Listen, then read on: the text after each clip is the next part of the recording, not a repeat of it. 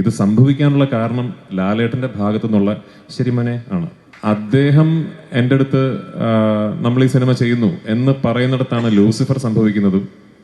ലൂസിഫറിന്റെ 2ാം ഭാഗം ആയ എമ്പുരാൻ മുരളിയും ഞാനും കൂടി കൺസീവ് ചെയ്തതിന് ശേഷം സത്യത്തിൽ ഞങ്ങൾ തമ്മിലുള്ള ആദ്യത്തെ ഡിസ്കഷൻ ഇത് നടക്കില്ല കേട്ടോ എന്നായിരുന്നു. കാരണം എനിക്ക് അപ്പോഴേ മനസ്സിലായി, ഞാനത് ഒരുപാട് വലിയ രീതിയിൽ സ്വപ്നം കണ്ടുപോയി എന്ന് എനിക്ക് അപ്പോഴേ മനസ്സിലായി. അങ്ങനെ ഞാൻ ആക്ച്വലി വിളിച്ച് വലിയ ബിൽഡപ്പ് ആയിരുന്നു ലാലേട്ടനോടും ശ്രീ ആന്റണി പെരുമ്പാറിനോടും.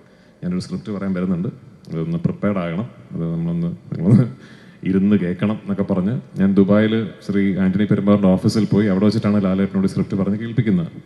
എൻ്റെ മനസ്സിൽ ഒരു 50% വിശ്വാസമേ ഉണ്ടായിരുന്നുള്ളൂ ഇത് ചിലപ്പോൾ ഇത് നടക്കുമെന്ന്.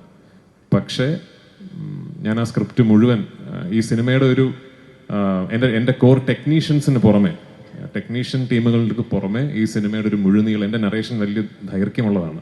ഒരു 6 മണിക്കൂറോളം എടുത്തിട്ടാണ് ഞാൻ സിനിമയുടെ കഥ പറയുന്നത്. ആ ഒരു 6 മണിക്കൂർ ദൈർഘ്യമുള്ള നറേഷൻ കേട്ട 2 വ്യക്തികൾ ലാലേട്ടനും ശ്രീ ആന്റണി പെരുമ്പാറുമാണ്. അപ്പം ഞാൻ ആ ഫുൾ നറേഷൻ കഴിഞ്ഞപ്പോഴും ലാലേട്ടൻ ശരി മോനെ എന്നാണ് പറഞ്ഞത്. അപ്പോൾ അവിടെയാണ് ഈ സിനിമ ഓണാകുന്നത്. അപ്പോൾ ലാലേട്ട, താങ്ക് യു സോ മച്ച് എന്നോടൊപ്പം നിന്നതിന്, എന്നിൽ എപ്പോഴും ഇത്രയും വിശ്വാസം കാണിക്കുന്നതിന്, പലപ്പോഴും എനിക്ക് പോലും എന്നിലില്ലാത്ത കോൺഫിഡൻസ് എന്നിലുണ്ടായതിന്. ഇനിയും തരണേ ഡേറ്റ്.